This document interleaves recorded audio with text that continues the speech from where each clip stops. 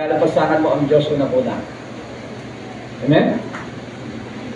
Baka hindi ka tapat sa asawa mo, unang-una ka hindi naging tapat sa Diyos.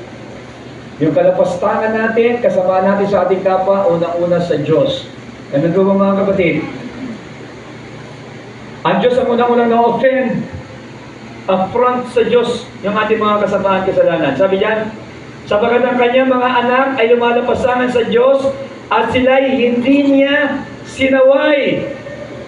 Kaya nagkaroon ng judgment sa kanya. So mga magulang, mga tatay lalo na, baka may alam tayo sa ating bahay, sa ating mga anak, ginagawang kalapastanganan sa Diyos, kasamaan.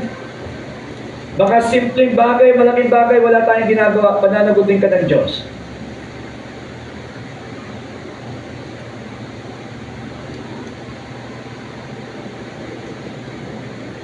Mga kapatid,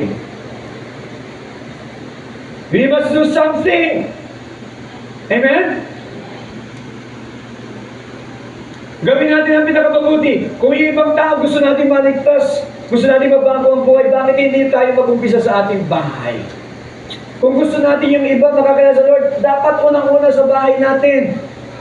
Amen? Kung gusto mong mabago ang buhay ng mga kakilala mo, kaibigan mo, kaklase mo, kasama mo sa trabaho, kapitbahay, sino pa bang tao, hindi mo kakilala, sinishiran mo, dapat lalo na mga kasambahay mo, kasama mo sa pamilya. Amen? Na mangyari nga yung Acts 16:31, Joshua 24:15. Paano kung may nakakilala lumihis, anong ginagawa mo? Pinapanumbalik mo ba sila? Kung hindi pa nakakilala, sinishiran mo ba para makakilala? O nanahimik ka na lang? Ang unang-unang pananagutan sa iyo na tatay, sa iyo na nanay,